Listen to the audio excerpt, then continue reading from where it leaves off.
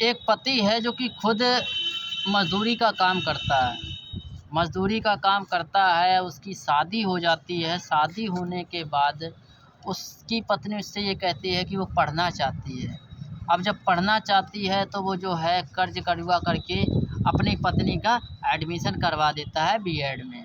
जब बीएड में एडमिशन करवा देता है तो बीएड में एडमिशन करवाने के बाद खुद तो वो मज़दूरी करता है, लेकिन अपनी पत्नी से ये कहता है कि तुम पढ़ो। जब पढ़ लिख कर बीएड क्वालिफ़ाइड हो जाता है, बीएड क्वालिफ़ाइड के होने के बाद नीट क्वालिफ़ाइड टेट क्वालिफ़ाइड हो जाता है और सब करने के बाद उसकी नौकरी लग जाती है। जब नौकरी लग जाती है तो नौकरी लगने के बाद उसके जो है हाल-चाल बदल जाते हैं। अब उसको कोई और शिक्षक जो है उसी के साथ वो आती थी, उसी के साथ जाती थी, अब उसके साथ उसके अवैध संबंध भी हो गए थे, यानी कि कह सकते हैं शारीरिक संबंध भी हो गए थे।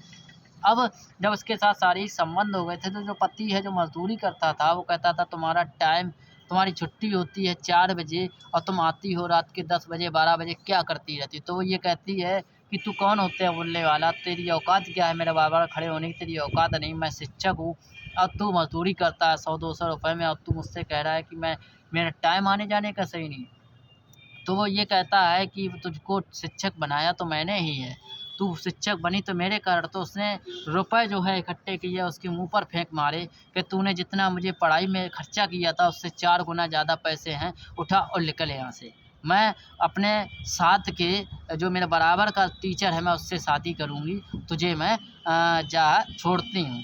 तो यही बात उस मज़दूर को पसंद नहीं आई, तो जो मज़दूर है वो उस रात को एक उसके कसाई के पास जाता है, यानी जो बकरा वगैरह काटता है, जो बेचता है, उसके पास जाता है और कहता है, एक मुझे इतना बड़ा चाकू दो, धारदार, काफ़ी हैवी धारदार चाकू। तो वो चाकू जो है लेकर आता है, उस पर धार लगवा लेता है, कई पैना करवा लेता है बिल्कुल एकदम कि यहाँ रख दो अलग।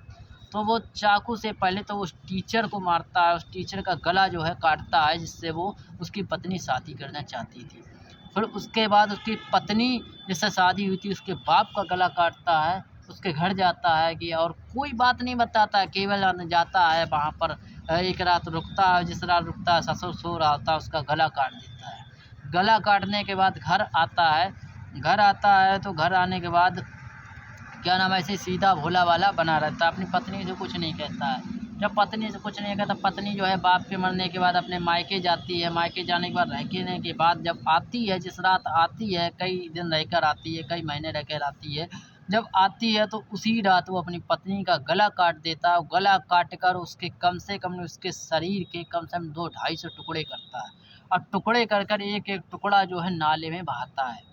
और नाले में बहाने के बाद फिर थाने में जाता है और थाने में ये कहता है, साहब हमने एक अपने पत्नी का मर्डर किया और पत्नी के बाप का मर्डर किया है और पत्नी के होने वाले पति का मर्डर किया है। तो पुलिस जो है उससे पूरी जानकारी लेती है और पूरी जानकारी बताता है, कहता है साहब मुझे कोई गिला शिकवा नहीं है, मैं जेल काटने को तैयार हूँ। तो पत्नियाँ यानी कि जो लड़की यानी औरत जिसको पढ़ा दो, पढ़ा लिखा कर तैयार कर दो, फिर बाद में वो नक्शेबाज़ी दिखाती है तो क्या फ़ायदा है।